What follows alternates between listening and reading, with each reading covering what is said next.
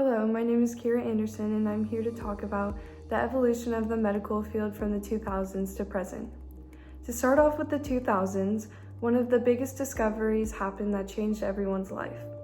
The Human Genome Project released its first rough draft of the human genome to the public. This was a huge discovery because that finally meant scientists found the pairs in DNA which can lead to finding out specifics in your genetics.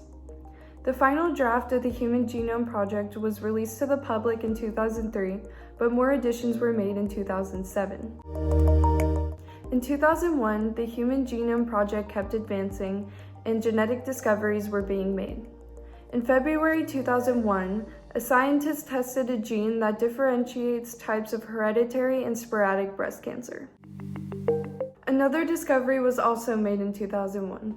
Neurobiology researchers studied a tiny cluster of nerve cells behind the eye and discovered the body's circadian clock sending signals to the brain, controlling the body's daily routine. If you're not familiar with the circadian clock or circadian rhythm, it's your body's natural sleep-wake cycle. Moving on to 2002, an interesting device was created. The first HIV antibody test became the first rapid diagnosing test approved by the FDA.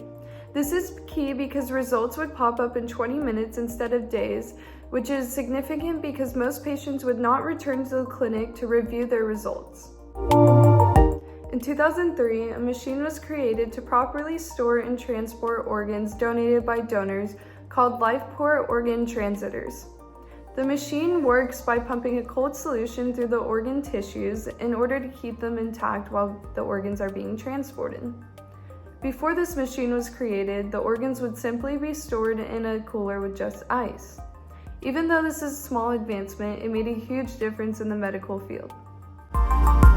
Moving ahead a couple years to 2005, the oxymask was created. This mask provided oxygen more efficiently to the patients and completely removed carbon dioxide intake. This mask was also way more comfortable for the patients to wear and also allowed the patients to communicate with the nurses more efficiently. Throughout the 2000s, it is evident that there have not been many new discoveries, just more technology advancements. However, in 2010 and 2014, there was an outbreak of whooping cough. Whooping cough can be highly contagious. In California, there were over 10,000 cases, and unfortunately 10 infants passed away. This leads to the next significant disease of the century. Fast forwarding to 2020, there have been one of the biggest pandemics seen in a very long time.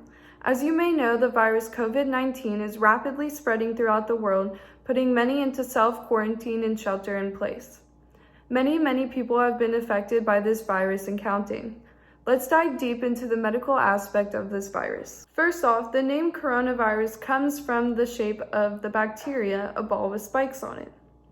Coronaviruses are a large group of diseases found in animals and now humans. The symptoms of the coronavirus in animals are small, such as diarrhea. However, in humans, the coronavirus can cause mild respiratory infections and lead to much worse, as in death. So how did this become a pandemic in the first place? Well, coronaviruses have been around since the mid-1960s. A novel version of this virus erupted in Wuhan at a local seafood market. From there on, mass outbreaks were reported in China, later spreading on throughout the world. The symptoms of this virus can be tricky because they are almost exactly the same as the common flu: fever, cough, sore throat, runny nose, and so on. It is also noted that humans become infected with the coronavirus all the time. However, those with weakened immune system can develop pneumonia and hard time battling this virus off. The virus can be spread by human contact, coughing or sneezing without covering your mouth, touching surfaces and then touching your face, and much more. The dangerous aspect of COVID-19 is that there is no treatment.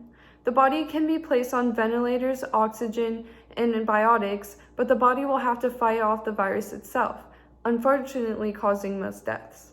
This just shows that even though the technology we have helps the medical field prosper, some illnesses can be unbeatable.